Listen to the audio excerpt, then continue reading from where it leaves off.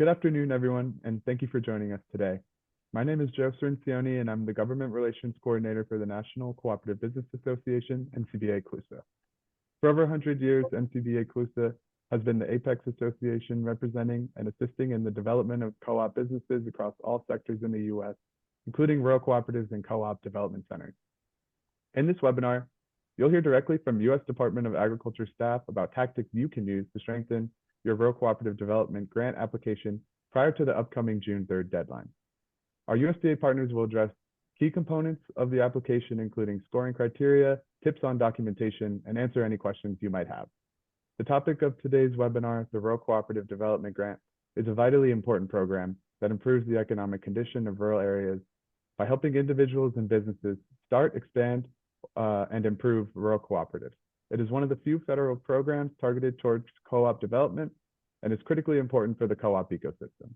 Since the 2018 Farm Bill, the RCDG program has created 300 new businesses and helped create or save thousands of rural jobs. As one of the mainstays in federal programming to support the co-op community, NCBA-CLUSA and our stakeholders are key advocates in preserving and modernizing the program while ensuring it is funded through the federal budget. To find out more about NCBA-CLUSA's advocacy work, including our virtual Hike the Hill next week, where we will be discussing RCDG reauthorization through the upcoming Farm Bill, follow the links that will be provided in the chat. And with us today, we have our partners from USDA Co-op Services team who are always helpful and knowledgeable about the inner workings of the program and provide a lifeline of support in understanding the co-op ecosystem. I thank you all for joining us here today. And with that, I'll turn it over to our wonderful friends from USDA Co-op Services to take you through the rest of the webinar.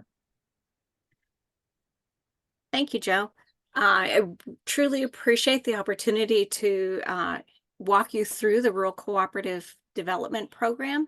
And we hope that today will provide you with some tips and vital information as you complete your applications. And again, if you have questions, throw them in the chat and we'll be happy to address those as the program goes on. Next slide, please.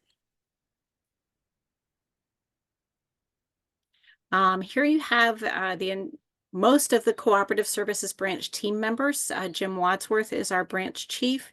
Margaret Bow is our technical assistance provider long-term. Most of you may already know Margaret. And then Megan Moriarty is our legal analyst or policy specialist.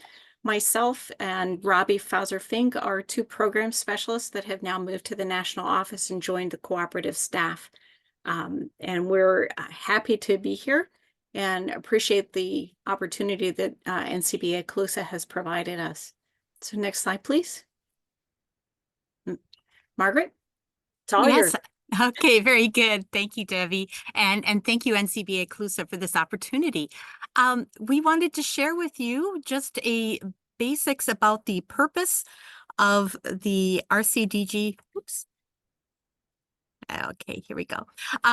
The purpose of the RCDG program is to operate a cooperative development center. And you can see there in these slides that our colleague Robbie Fauser-Fink put together, what you'll notice is that the regulation wording will be on the left side of the slide, and on the right side will be some clarification, which we hope will help to better understand the terminology.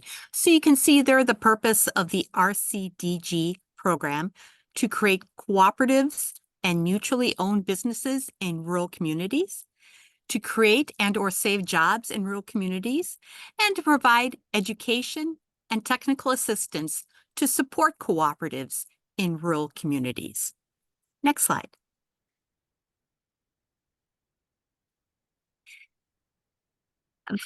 The basics for the eligibility of who may qualify to apply for the Rural Cooperative Development Grant.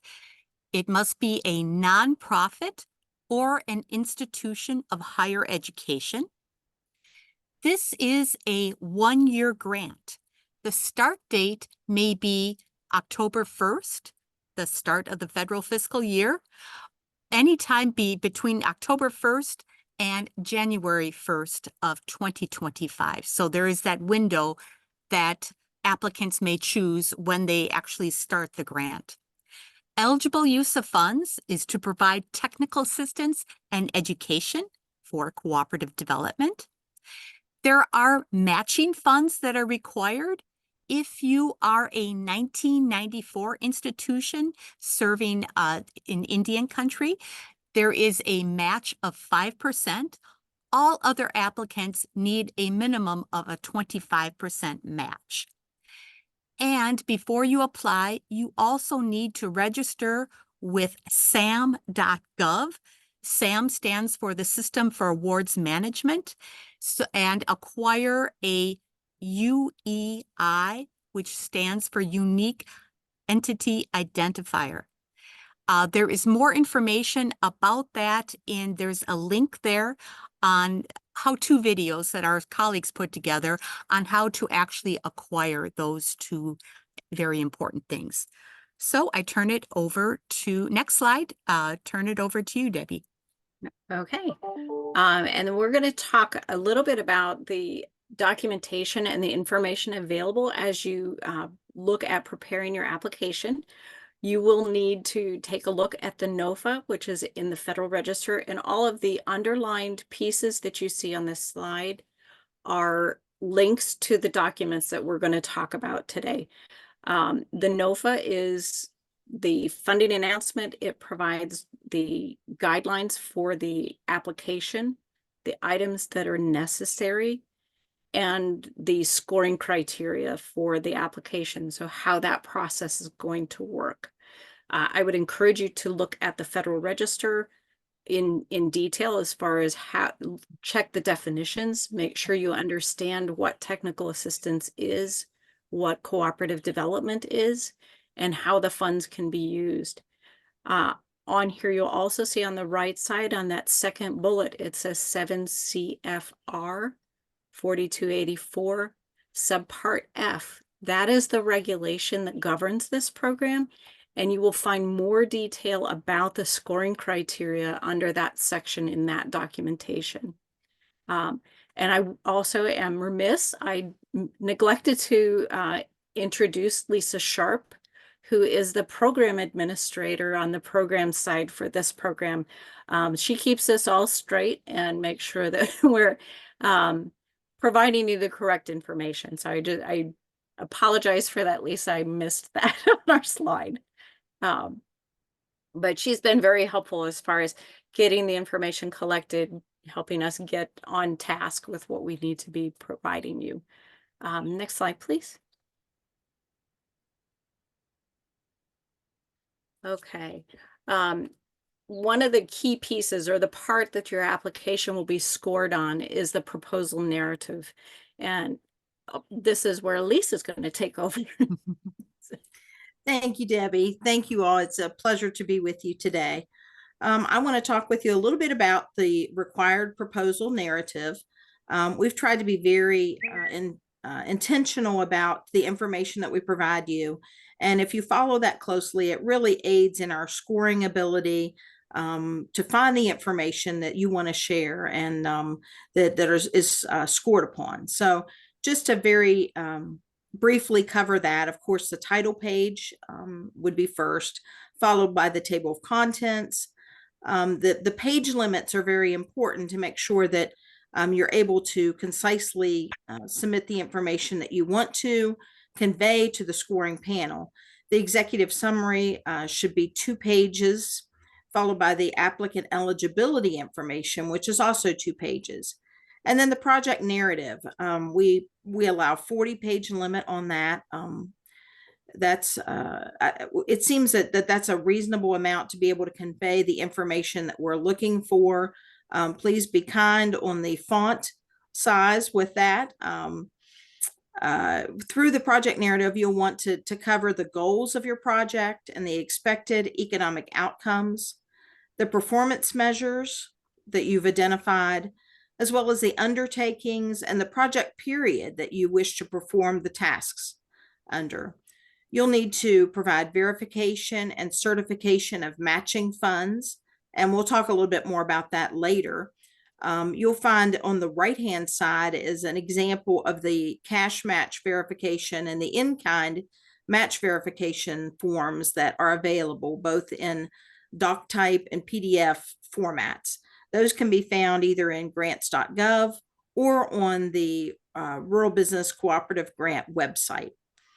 You'll also want to clearly define your work plan that you wish to undertake during the project period and clearly address the scoring criteria that are noted within the NOFA as published. So next slide. All right. We're going to touch a little bit. This is the full list of the information that will be used to score and rank your application against the other applications that are submitted this year. New applicants have the opportunity to get up to 110 points. Previous applicants can only score 105 points. And that really is due to the administrator points, that last bullet point that you see on the left. And we'll go into a little bit of each of these scoring criteria. Next slide, please. The first one that we ask you address is the administrative capabilities. And that is basically, do you have the financial systems in place to be able to track the funds that will be released to you? Do you have audit controls? Do you have written rules of governance? So we're wanting you to have a board of directors and have processes in place for how decisions will be made, how different policies for the center will be carried out. We're also going to be looking for performance measures, both for the personnel and for the program. So you have HR policies and you have how the project will be evaluated that we would like you to discuss. And then have you administered national, regional, or statewide grant programs? So basically, have you handled grant funds in the past and what years that has been covered? Next slide, please. Margaret? Oh, yes, thank you, Debbie. Next criteria is technical assistance and other services for a maximum of 10 points. So there's quite a bit of detail here. And as you will see, as you're going through the NOFA, be sure to address every single point that you see within the NOFA so that you can score as best you can in the process. Applicants should demonstrate their expertise by discussing what they have done in the past. This is a discussion of what you have done in the past 5 years specifically, in providing technical assistance and accomplishing the effective outcomes in rural areas to promote and assist the development of cooperatively and mutually owned businesses. So there you see the bullet points for potential for delivering effective technical assistance, what you've done in the past, the types of assistance you have provided in the past, the expected effects of that assistance, what have been the outcomes of that assistance, the sustainability of the organizations that have received that assistance in the last 5 years, and the transferability of the strategies to focus in on other areas of the United States. So that's a lot of information to convey. You can go ahead and put it into a chart to describe some of the outcomes of that technical assistance you have provided. I think I've covered everything, and it's important to note that the 5 years would be October 1st of 2018 until September 30th of 2023. Those dates are following the federal fiscal year. Next slide, please. The next criterion, economic development for a maximum of 10 points. Describe in the past the help that you have provided in establishing cooperative and mutually owned businesses, in retaining businesses, in generating employment, and creating new cooperative approaches. So what you want to do is provide that some specific examples and your role in those outcomes. Next slide, please.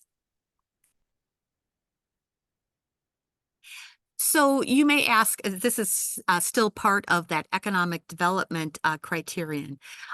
New cooperative approaches, and sometimes we get asked about that.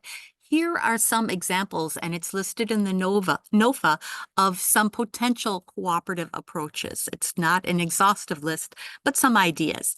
Organizing cooperatives among underserved individuals or communities. Maybe your center has taken an innovative market approach. Maybe you have the type of cooperative currently not in the applicant service area that you are working on, that you have worked on. Some type of new cooperative structure. Perhaps there is a novel way to raise member equity or community capitalization in some of the projects you have worked on in the past 5 years. Or perhaps your center is getting involved with conversions of existing businesses to cooperative ownership. So and have a discussion about how your cooperative approach is new to the center or new to the region that you are providing, and very importantly, what role you have played in those new cooperative approaches. So let's go on to the next slide. The next criterion is past performance, and this is to prove of what you have done over the last 5 years. So please note that applicants are not required to submit articles of incorporation to receive points under this criterion.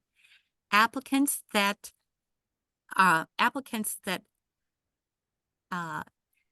established legal cooperative businesses will score higher on this criterion. If your state does not incorporate cooperative business entities, describe how the entity that you have established operates on a cooperative business.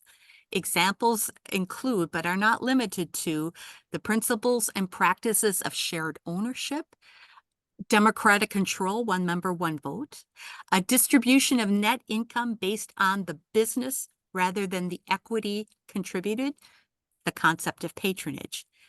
Due to extenuating circumstances of COVID-19, the USDA will utilize information in the narrative to score this information.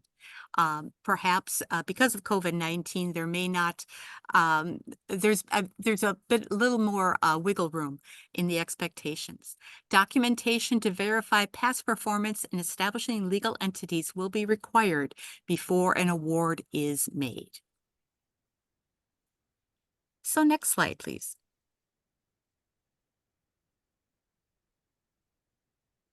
Okay, and the next criterion is networking and regional focus for a maximum of 10 points.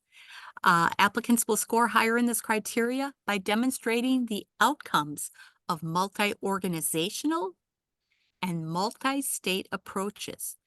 Please describe the projects, the partners, and the outcomes that resulted from these approaches. It's important to tie all this work for networking and regional focus to your service area. Discuss the project and the roles of the entities involved. So with that, I turn it over to Debbie for the next criterion. All right. And the next thing that we look at is the commitment that you have to your service area and the different communities that are in your service area. And this also has a maximum of 10 points. You'll see on the left-hand side, again, it refers back to the regulation where there's more detail that you can find on the types of things that we're looking at. But we're looking for a description of your service area, and then the economic situations that exist in that service area. So you're identifying the economic statistics, be things like the demographics, some of the median household income, unemployment rates, those kinds of things. Childhood poverty could potentially be one if you're looking, depending on the types of cooperatives that you would be looking at serving. We also want you to identify past or current projects that might be within that service area so that we can see the level of service that you're providing to those different communities. One of the things that we're also looking for is, are there persistent poverty counties in your service area? And particularly, do you have projects in that persistent poverty county? And on the right-hand side, you'll see that there's a tool link there that could help you identify some of those communities with statistics that we've developed through the government agencies. Next slide, please. Okay, and the next section is the matching funds, and we'll talk about that a little bit. It's for tribal universities and those serving the tribal communities. It's a 5% match requirement that can be cash or in kind. And for all others, it's a 25% match, and that is 25% of the total project. So if you're asking for the maximum grant of $200,000, that would be a match requirement of $66,667. And that would be your total project, then would be the 200 plus the 66 and change $1,000. If you meet the match requirement of 25%, if it's all in kind, that will score 1 point. If it's a mix of cash and in kind, it's either 3 or 4, depending on which is the more prevalent, whether it's cash or in kind. All cash, but 25% match is 5 points. And you'll see a similar breakdown for those grants that are exceeding 25% or exceeding the 5%, depending on which grant category you fall into. And there's more formal documentation that's required. For cash match, the applicant would provide a letter signed by their board president that match is available, and it's okay to use for the grant purposes, and it will be available during the grant period. If it's cash from another entity, same thing we're going to ask for. Before we can disperse funds, we'll need to verify that those funds are there with a letter from the entity that would provide either the cash or the in-kind. Cash and in-kind both have to be something that would be an eligible use of grant funds in order for us to be able to accept that. Next slide, please.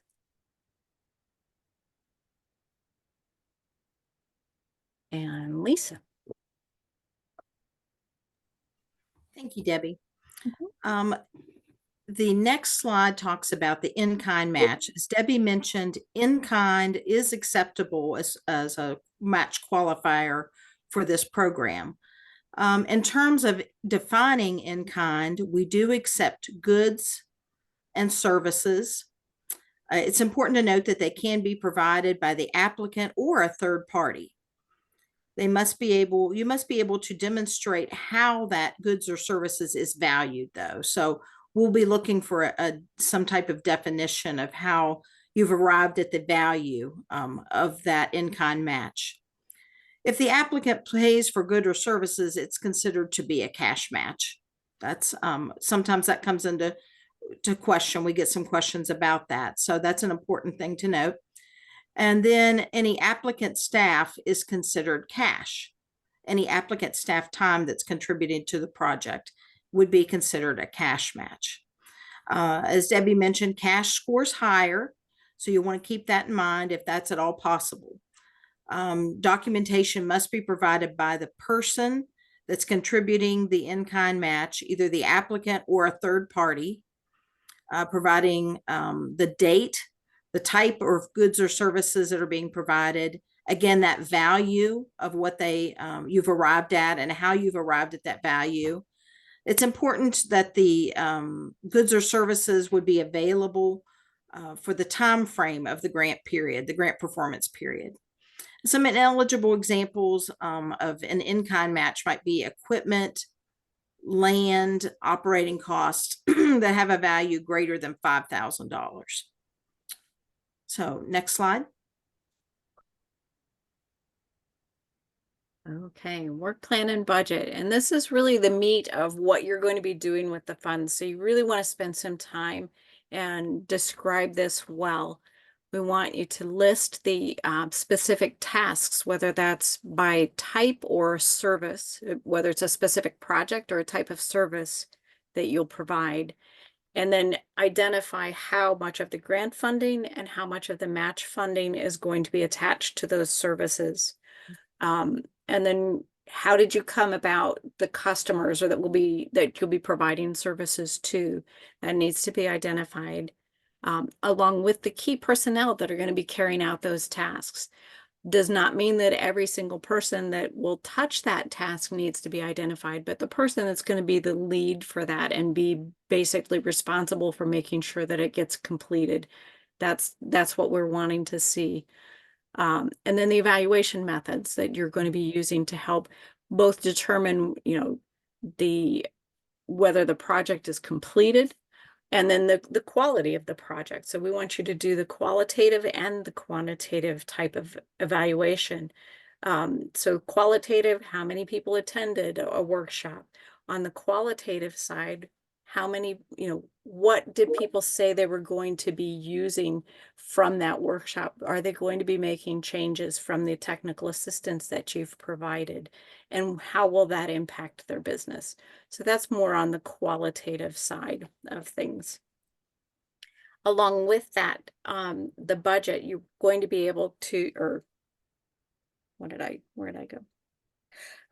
Along with the budget table, we want you to provide a narrative of how those costs were arrived at.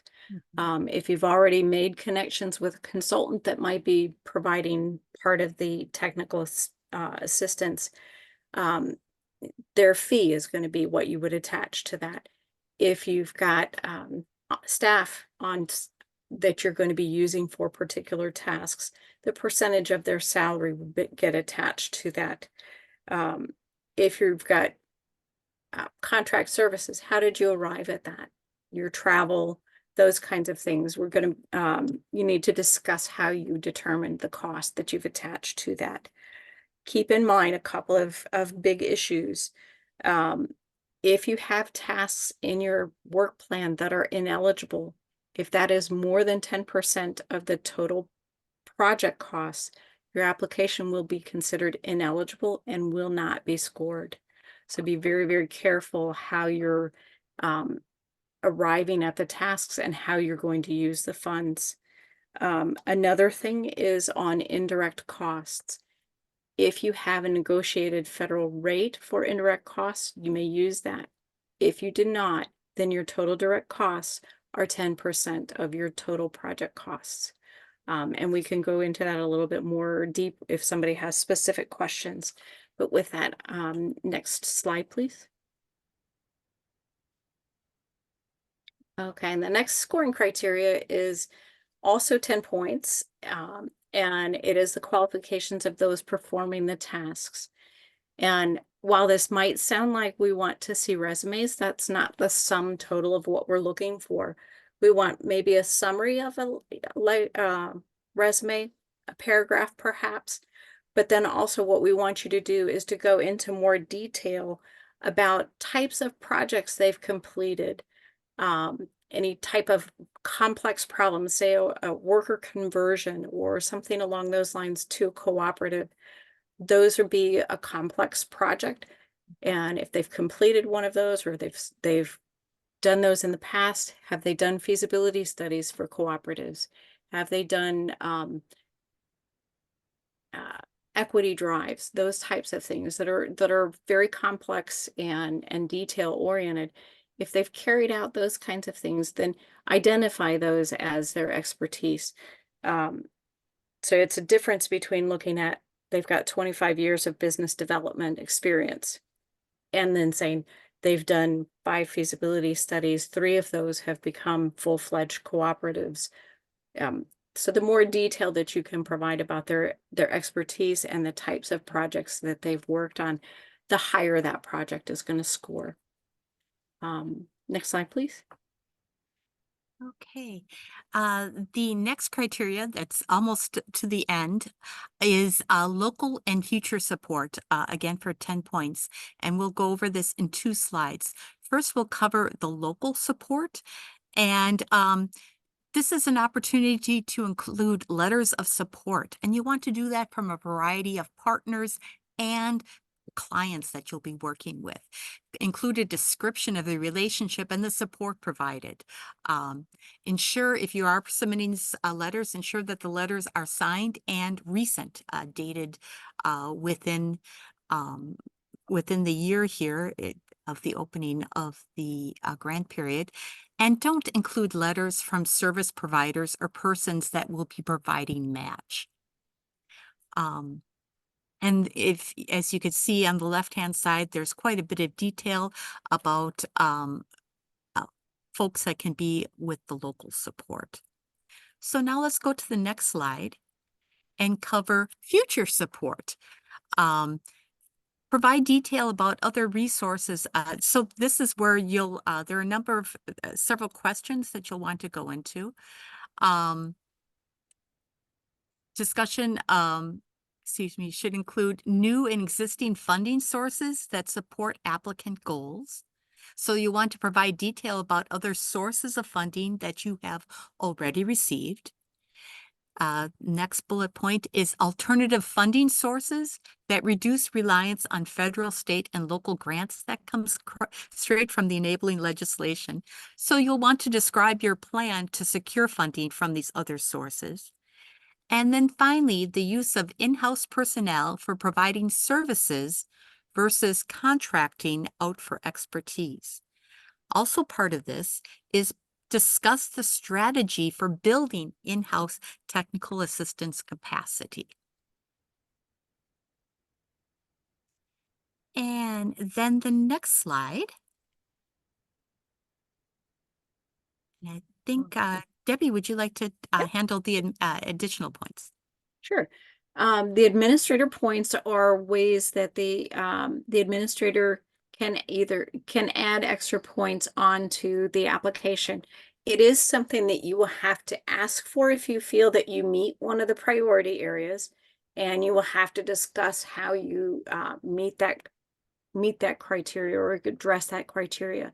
For the 2024 priority areas, those are creating more or better markets for cooperatives or advancing racial justice and place-based equity opportunities, and then addressing climate change and environmental justice. And on here, you will see links to where that information can be found in more detail. There's 10 points possible. 5 if you meet one of the priority areas, and 5 points if you're a new applicant. So that gets back to the total that we talked about at the very beginning of new applicants can get 110 points, and existing applicants or previous applicants can get up to 105 points. So these are added typically for addressing specific areas that the administration wants to pursue, and those are the criteria that are on the right-hand side. If you don't address them in your application, you'll be leaving points on the table. So if you fit some of these criteria, please make sure you discuss them under the category administrator points. Next slide, please. Okay, and we know this is a lot of information to throw at you at one time, and the slides are really detailed, but we wanted to make sure that you had you'll receive a copy of the slides, and so you'll have links. All of these are links to the resources that we've talked about today and additional information to help you put your application together. At the top, you'll see the link to the Rural Cooperative Development Program page, and then the NOSA is the second thing down on the list, or the grant.gov site. Then there's the how-to video series, and I would encourage you to take a look at these. These are extremely helpful for new applications and even for some of the existing applications, for things like putting together your work plan and budget, dealing with grants.gov, getting your SAMS information together, and how to put your SF 424, so that the required documents that are part of the application. There's also a link here to past USDA workshops that will maybe help address something we haven't addressed today. Sometimes questions come up, different years, different questions. So we want to make sure that you have access to those. And then on the 2 CFR 200, the bottom link, that's the cost principles. And that's where you'll find the information about budgeting. And that a lot of that is more towards how the grant works afterwards. But if you have a question about something, that's one place to look, or you can contact either Lisa or those of us on the co-op program or co-op services team, and we'll be able to help you out. Next slide, please. And this is the link that Robbie has put together on how you get your SAMS registration. And they want to begin the process as soon as possible if you have not already. Your SAMS registration needs to be active for the entire period of the grant. So you need to start that ahead of time. If you have one already, double check and make sure that your SAMS registration is current and has not expired. And there is also information about the how to get your EIN, and that information, make sure that that is current as well. And then again, the link to the video series for document preparation. So next slide. One of the things that we've talked about, I think, is that it is the rural development grant. That means that the funds have to be used in a rural area. And in true government fashion, every agency has a little bit different take on what is considered rural. So we would like you to use the rural development eligibility map. You go in there, you click on rural business tab, and then you can go to the first program list of programs, which is where the RCDG program is.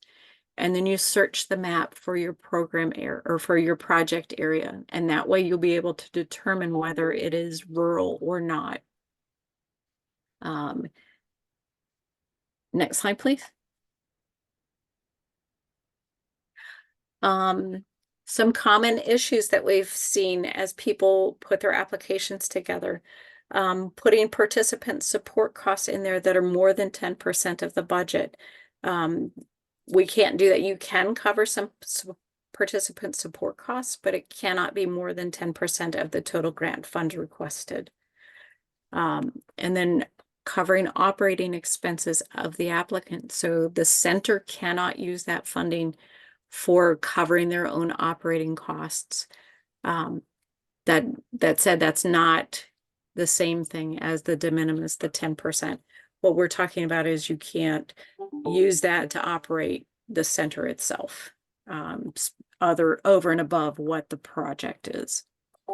You cannot go pay for goods or services from someone that has a conflict of interest, and we'll get into the weeds a little bit on that one in a minute. And then we cannot cover duplicative work plan tasks. So if it's something you did in a previous application for an RCDG that was awarded, then you would either have to work with new clients and provide the same type of technical assistance, or have different technical assistance projects for clients that you're currently working on. So you can't overlap or can't do the same project year in and year out. So that's how we're making the distinction on how that would work. Next slide, please. And conflict of interest, because this is such a sticky issue, we wanted to make sure that you had the definition and that you had seen that and had the opportunity to ask questions if this is still murky after we get done. It's basically anytime you would have a person that may have competing professional or personal issues or financial interest in a decision that is going to go along with the application, that's going to create a perceived or actual conflict of interest. So you cannot pay family members. You cannot own or have a business interest in an entity that you're providing technical assistance to. You can't hire your immediate family members to do training, or your board members. If that's something that's outside of your typical policy, that's not something that you would be able to do. So it's a situation where it either is actually a conflict, or someone on the outside looking at it would think it is. So kind of ask yourself, would this look quirky if it were on the front page of the newspaper? And if the answer to that is yes, then it probably is a conflict of interest. So that's kind of a rule of thumb to be able to do that. Next slide, please.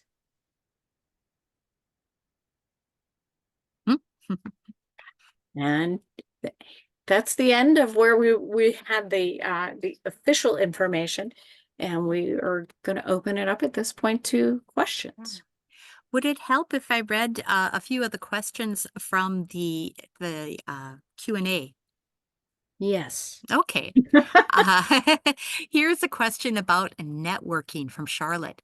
Can you clarify if networking efforts that have not yet been completed can be included, or is it better to use an example in the past?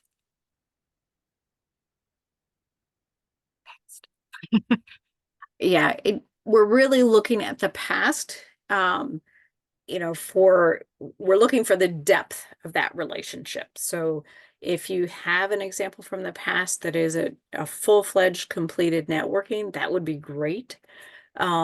If you're still, you know, in the process of developing it, or you want to highlight one that's unique and a different way of working together, that would also be appropriate.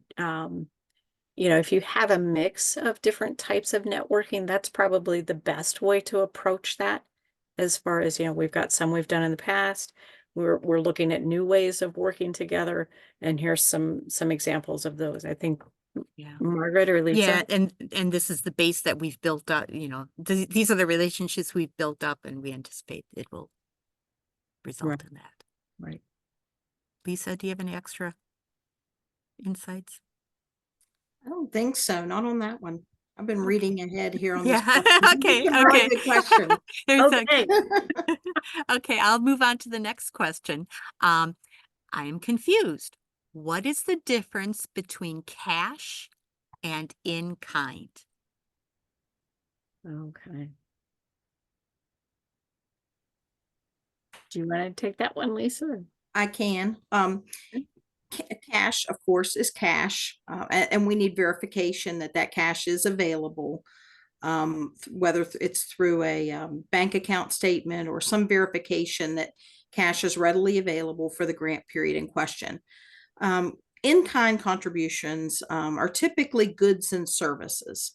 So that might be the services of an accountant or some professional that's willing to contribute services.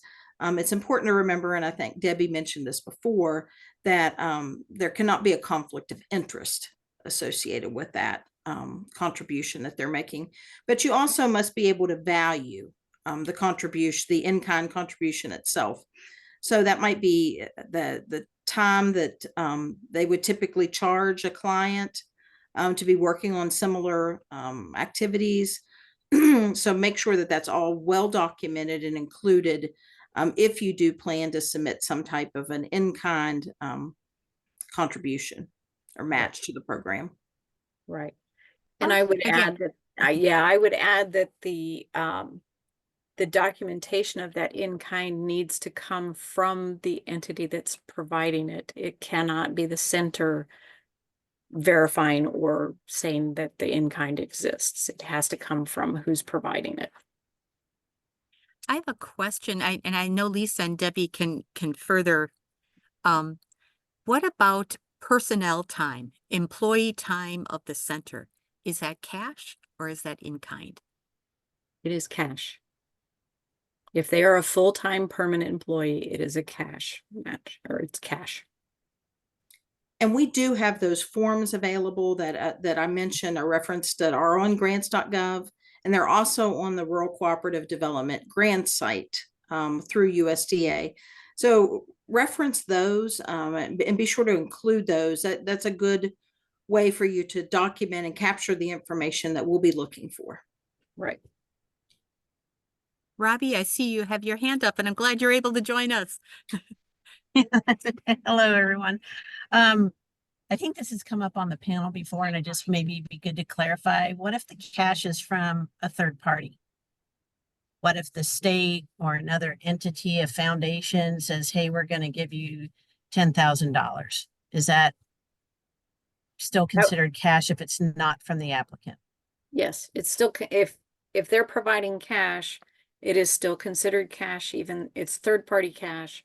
And they would need to provide a letter that says we're donating X amount of dollars to this project. It'll be available during the grant period, and then specify what the grant period is and sign it. Make sure it's not a grant that you're applying for down the road. So Right. it has to be available during that grant period. That's really important. We, in the past, I've gotten some letters that, yes, we've applied for a grant. We hope to hear from that in 6 months, but that's not necessarily during the grant period. We need to know that that is available. Right. So it has to already have been awarded. If it's not, then it's not something that we can count. There's a question in the webinar chat. What happens to the cash match when the grant is over? Audrey, I don't If think we we- understand that question. If you could Yeah. either unmute yourself or.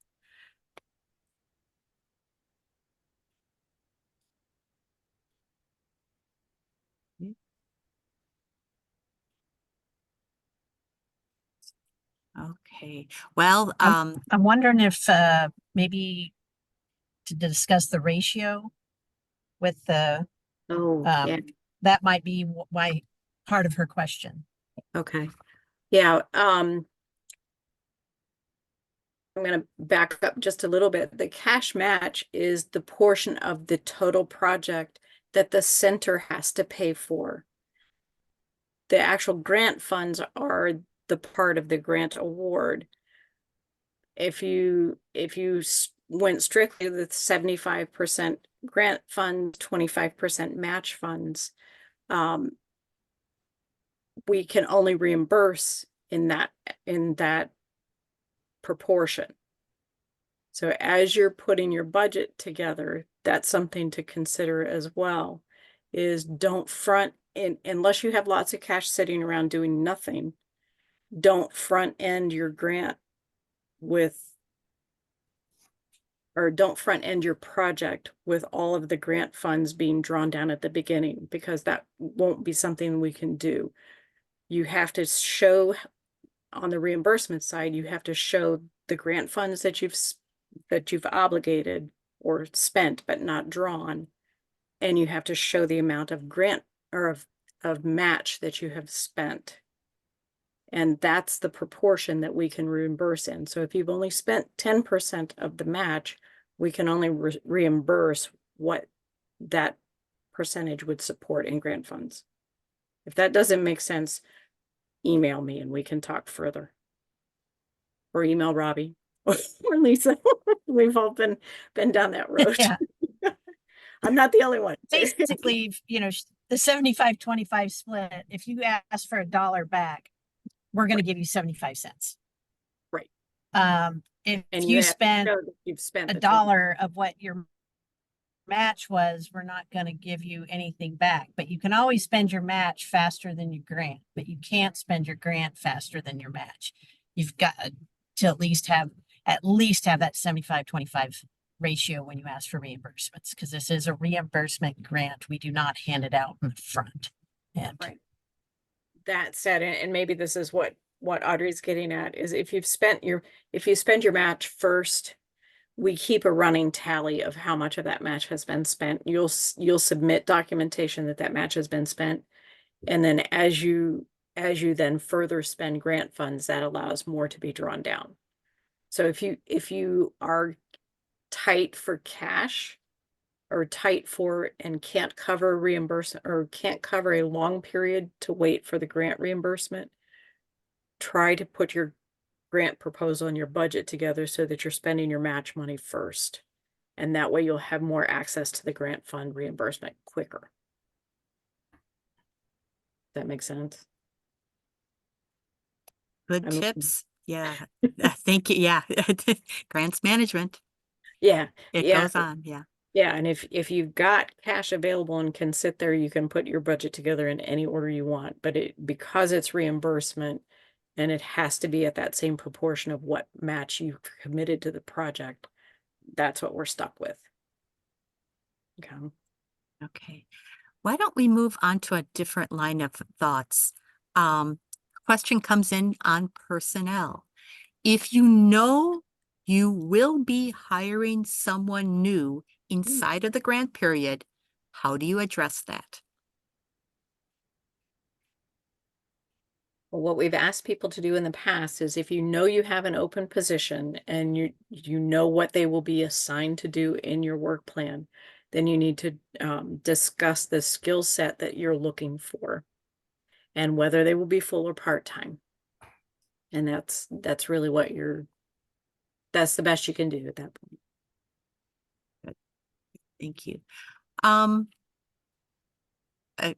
In the work plan criteria, should volunteers be included in key personnel? I'm going to pass that to Lisa. My thing is all over the place. So my chat. So I was I know. should volunteers be included? What was the question again, Margaret? It's from Anonymous. In the work plan criteria, should volunteers be included in key personnel? Key personnel is typically employees of the organization. So maybe the executive director, program managers, folks like that. If you have specific consultants that you'll be referencing that'll be completing part of the work plan, we would appreciate the opportunity to know more about them as well. Other than that, as a volunteer role, I'm not exactly sure what type of role they would be filling, but I guess it's always better to be safe than sorry. So if you have an opportunity to share that information with us about what activities they would be conducting, I would say do that. Yeah. Another question similar. If we anticipate working with consultants, should they be included under qualifications of those performing the tasks? I would say yes, if you know who they are. The other part of that is we're going to ask, have they already committed to working on your specific project?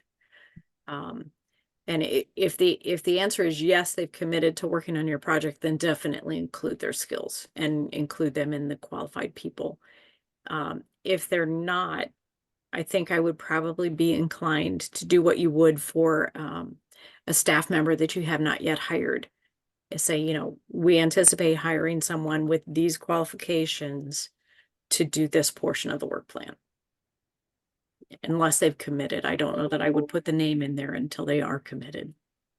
I know sometimes it's difficult to engage with someone until you know that you have the project funded. So yeah, as Debbie mentioned, but the opportunity has presented itself that they have committed, that's great. But we know oftentimes that's not the case.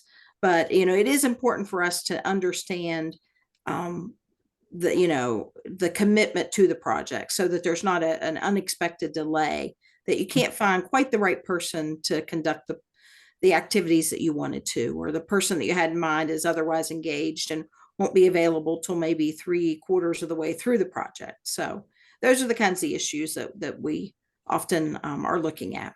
Mm-hmm. Here's a good question I want to make sure that gets covered. Are there any significant changes in this year's NOFA as compared to last year? I'll let Lisa do that since Lisa wrote it. No, this year there are not any significant changes. However, we are continuing to monitor the progress of a new regulation that's working its way through the approval process. And that's not an easy process. So it's taken some time, and we appreciate your patience as we work through that. So we're anticipating that maybe next year it'll be ready to implement, and that will bring about some new contents for us to examine and include in some documents that we'll be sharing with you. But as far as the fiscal year 2024 program, really no significant changes to note. Thank you. Another question related to the budget and associated billing of staff salaries. Is it okay for an organization to combine labor, operating, and administrative costs of paying and supporting one person for 1 hour of program work, including administrative time, rent, communication, and other expenses, into a single hourly rate for grant projects and fee-paying clients? For example, can the proposal reflect an hourly rate of, say, $100 for activities under the grant for personnel?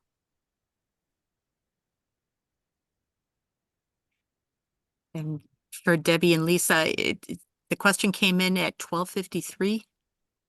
Anonymous attendee. Okay. 12:53 your time? Oh, no. Well,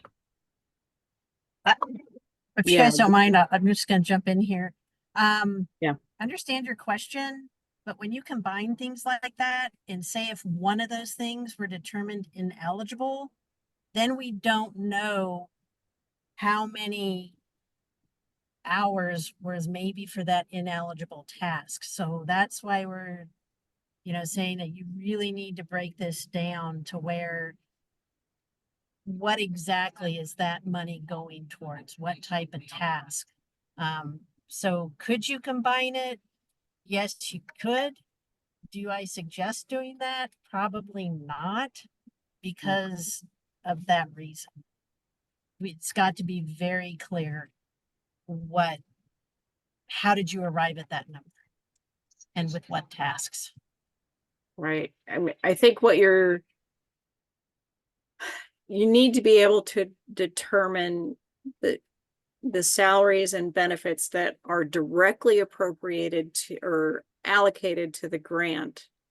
And then if you're looking at other things like accounting and administrative time, that's an indirect cost, and that is part of that 10% of the total project. So that portion of what you're wanting would come out of that administrative cost. So you would be putting things in direct that are not direct. Does that help?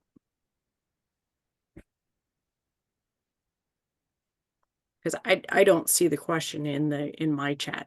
So Okay. Oh, it's under Q&A. Sorry. Oh, that would be why. Okay. I'm looking in the wrong place. Me too. Yeah, it's towards the bottom. Okay. I will look at it again and make sure that, Yeah, from anonymous attendee. okay. Oh, and Natalie Melton from RD made a clarification.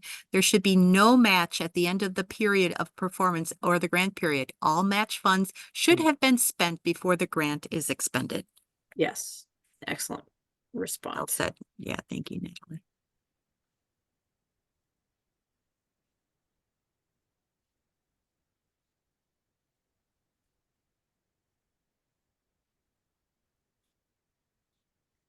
Here's a question. Do you want me to go with the last? Okay, you got it. Yeah, go ahead. If we have cash in the bank, do we need a letter of support? How do you handle cash in the bank? If it's the applicant's cash, then you can document on that page that Lisa was talking about in the template or on the application page for the Rural Cooperative Development Program.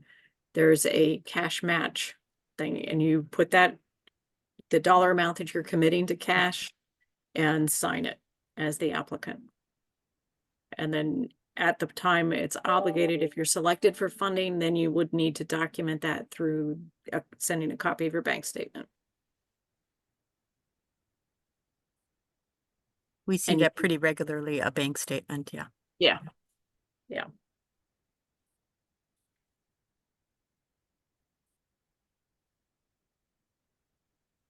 And I apologize when I said that you could unmute. I guess participants do not have that ability, so please continue typing in your questions into the Q&A or chat.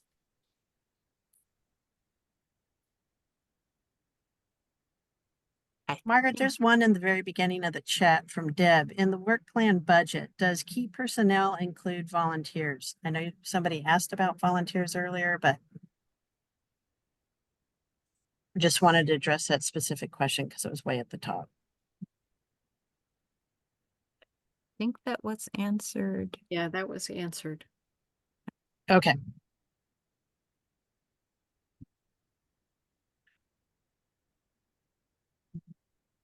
Scanning if anyone see, will the slides be available to, how will the slides be distributed?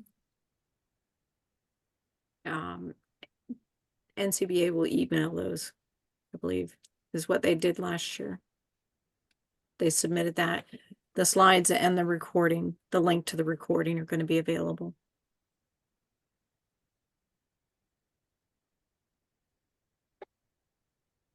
Sorry, did you guys address Kevin's question about anticipated jobs are created?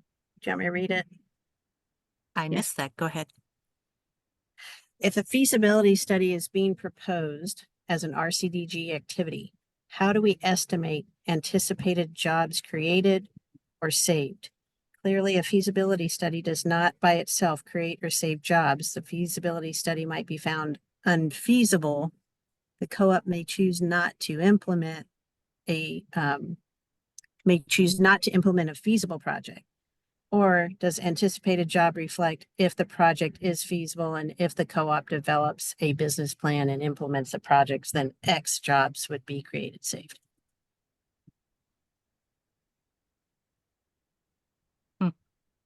Typically, I would answer that if the feasibility study doesn't create a job full-time for a year or for so many hours, we have 35 hours per week for an FTE is the estimation.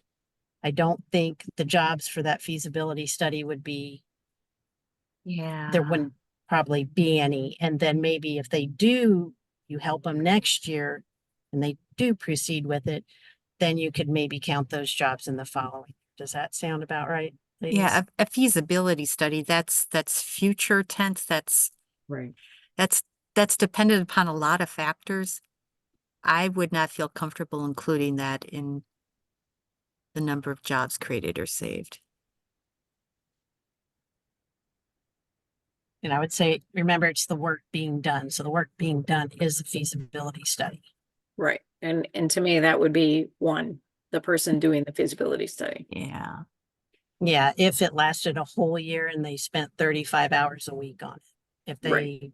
only did it for 4 months, for full time, what is that, a third of job? Now I'm Yeah. having to do math, but Good thought, but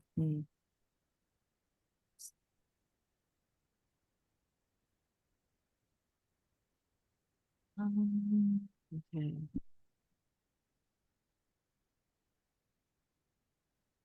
BayMac you mentioned that letters of support shouldn't come from funders whose funding contributes to the match. What if they are also close partners? Is this a new rule?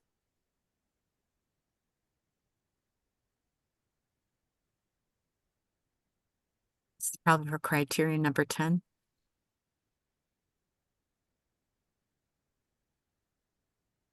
I'm confused about the question on personality. Can you read that again, Robbie? Sure.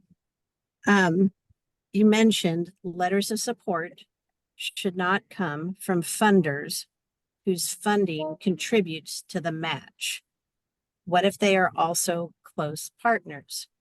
And is this a new rule? And I think the key here Yeah. is It's the not a new letters rule. of support.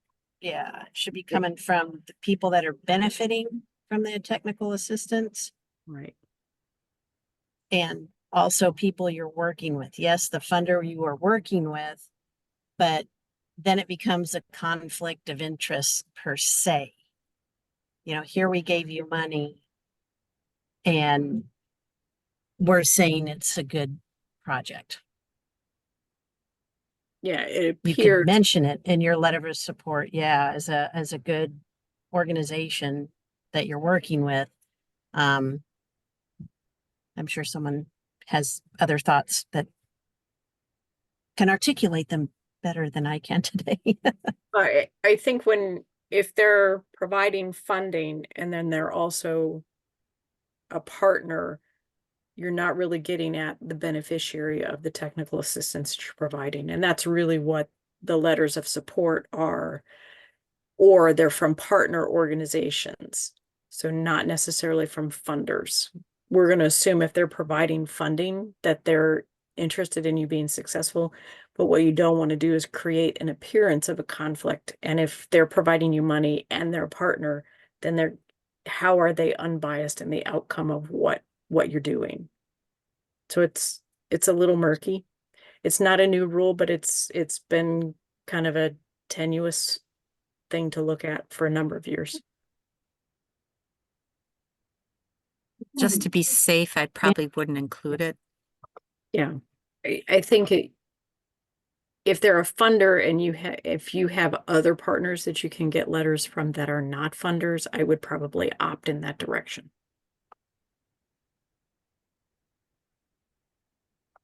There's Gary a Hampton of the oh, Association of Cooperative Educators has some good information in the chat, which they will also share.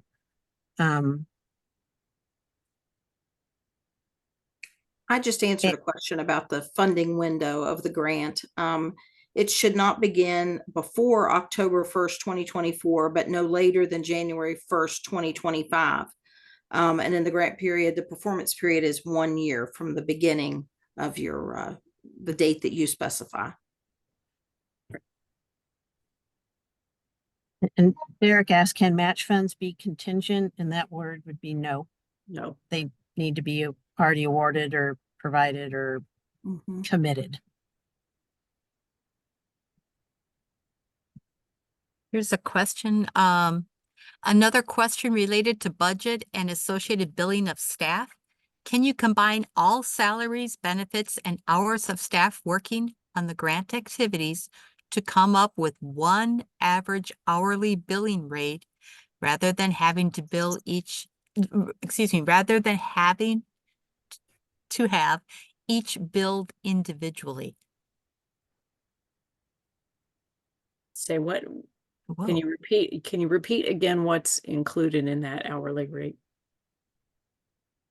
Salaries, benefits, and hours of staff working on the grant activities. Can you combine all salaries and benefits and hours of staff working on grant activities to come up with one average hourly billing rate? No, because you have a specific amount of your grant that is going to be staff time. So if you use an average rate, you're going to run out of money if you only count that. So you have to use the actual, what you plan to bill has to be the actual amount. If you use an average rate, you will run out of funding for staff.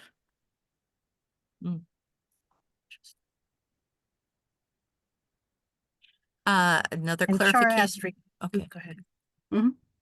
Or just another clarification. A cash donation must be made even if the grant isn't awarded? No. It has to be available at the time you apply, or has to be available at the time the award is made. But in your application, it has to already exist. It can't be, we've applied for this grant and we're going to use it towards this if that grant hasn't been awarded already. If it's cash, you have to document that cash will be available during the time that the grant performance or period of performance is. And if you're not selected for funding, you can do what you want with your cash.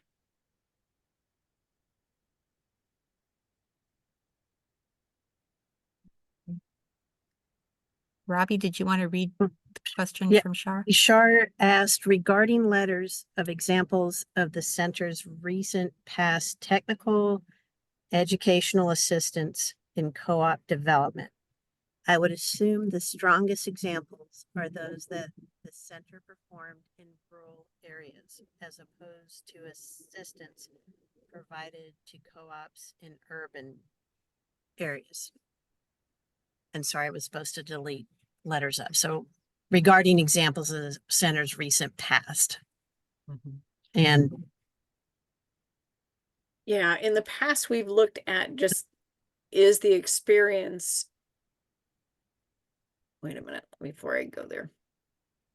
If you're looking at past technical assistance as part in that scoring criteria, we've looked at both urban and rural. Because it's the past and you're not talking about using the grant funds. Going forward, you have to constrict or confine yourself to rural. So in the work plan, it has to be rural. For past experience, if you've done some work with other funding that's not in a rural area, but it might still be relevant to a rural area, I would include it. And I think if you've been awarded RCDG in the past, yes, you should definitely have examples in rural areas. Because obviously that's what the funding's for. Right.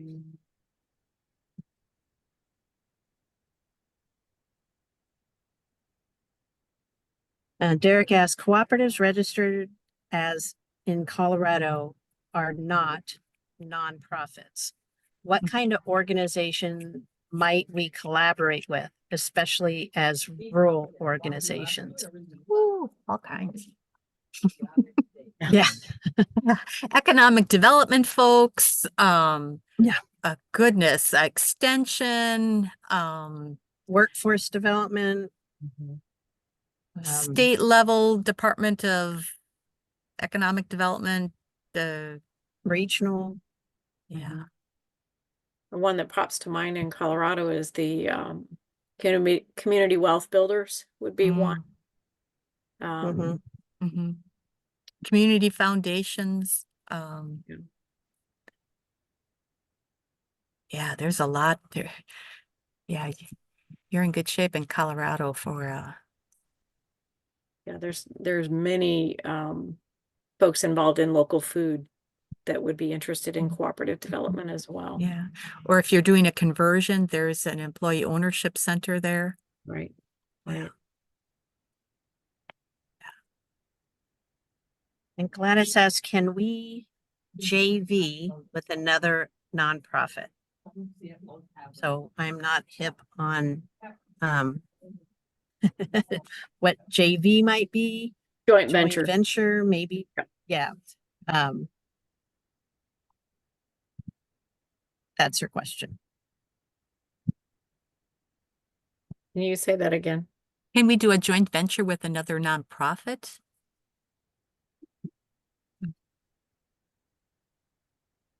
I think they could be a partner, but only one applicant.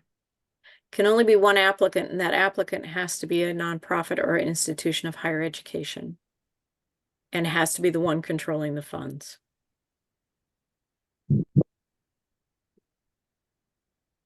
Co-op development, co-op development is all about partnerships and working together. Of course, you're going to work with other organizations. Yeah. Right. And that's really what we hope. That's why that networking criteria is there. But there are some limitations as to how that funding can flow through those. The applicant has to control the funding. Okay. And then Kevin has another question. It seems to me that you were conflating, I don't know if you meant conflicting, how we budget for activity and applications. For example, how we estimate the cost of a proposed activity versus how we will actually document eligible expenses when we seek reimbursement. They aren't necessarily the same, are they? And Kevin, I would say yes, because they should be. We have to know that they're eligible. Yeah, they should be matching. You know, obviously sometimes they may change, but we need to know if they're eligible. Right. So that's why, how you present it in the application, it should be mirrored by how it's awarded. And I will state, because this has come up, just because you were awarded does not mean that your work plan and budget has been approved by the national office. The state office needs to understand your work plan and budget completely, because they will be the ones giving you the reimbursement. So when they give you the opportunity to go over the work plan and budget during, I'll say the award, we call it the letters of conditions, those expenses needs to be clear to them. And if they request clarification, you will need to provide that to them. No. In a perfect in a perfect world, Kevin, the budget that you submit with your application will be the same one that you will be attaching to the grant agreement when that's once the award is taken place. And that will be the same one that you work from for reimbursement. And that was the reason I made the comment that make sure that your SF 424 matches your budget, matches what you intend to do, because that's what you're going to be reimbursed on based on that. And that's the reason that you can't do the averaging, because that doesn't work. That said, from the time the application is submitted to the time the award is done, could those numbers change a bit? Absolutely, especially if you're dealing with contracted services, they could. That it will not change the grant agreement. So if one cost goes up, you're going to have to find where you could either add additional match, pay it from a different source of funds, or reduce one of the reduce one of the other line items in your budget. And your budget can fluctuate, but what needs to happen is that conversation needs to happen with the state office, because they're the ones that need to know that. And they need to approve it in advance.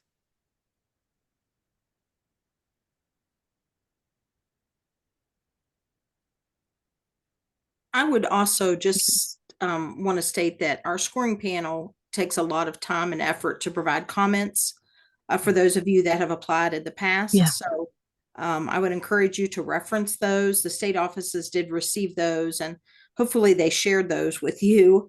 So that's a good reference point as you begin to work on this year's application. And I'm sure many of you already have those underway, but go back and look at those comments, because there are things that that have been noteworthy, and sometimes they're great comments, that they're very positive, something that you did very well, or it's something that they're not seeing that they would like to see. So really pay special attention to those, and also understand that the composition of the scoring panel is a little bit different each year.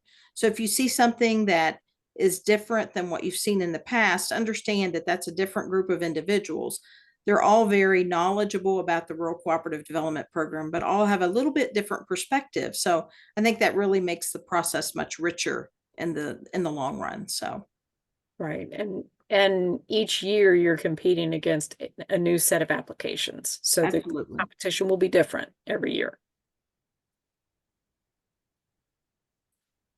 All right, Gary asks, in regards to higher education extension that was once urban, now designated as rural, how are past work to be included in the grant requirements?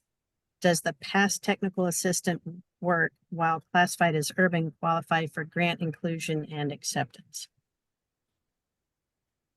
I would include past Good. work in an urban area in your description about technical assistance for criterion 2, 3, your networking, that type of thing. Is this in reference to urban gardening? And FSA looks at that as rural activities, but we cannot. It's the location, it's not the type of project. You can look at it as your experience, but it can't be something that you do going forward in your work plan if the area is not rural. based on our determination website.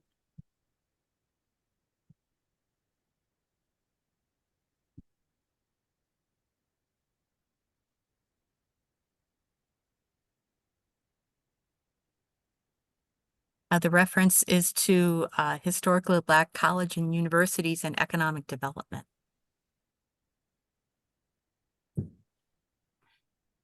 I don't understand what that.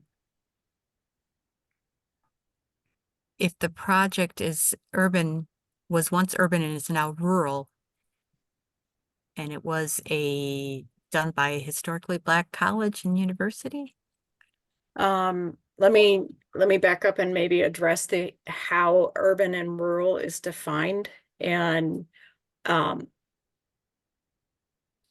way that it's done by census tract. So the map that we have is done by census tract, and it is any area that is 50,000 in population or more, or contiguous census tract to that 50,000 population, then that is going to be considered urban.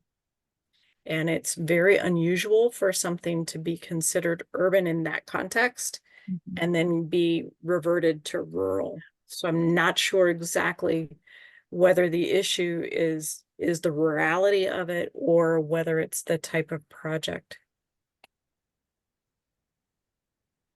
Yes, Alex.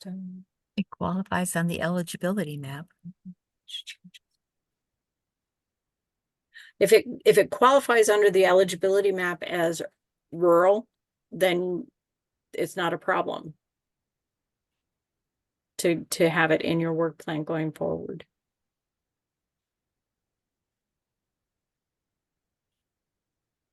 And maybe that if we haven't addressed it, Gary, please give us a call so we can make an attempt or have a discussion and see where the issue is.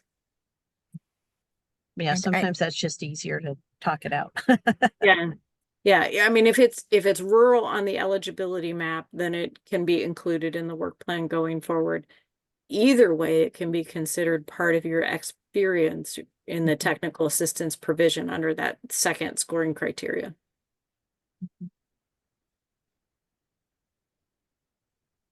Being mindful of time, I think we are at the end of our 1.5 hours together. Does anyone from USDA want to offer any closing thoughts?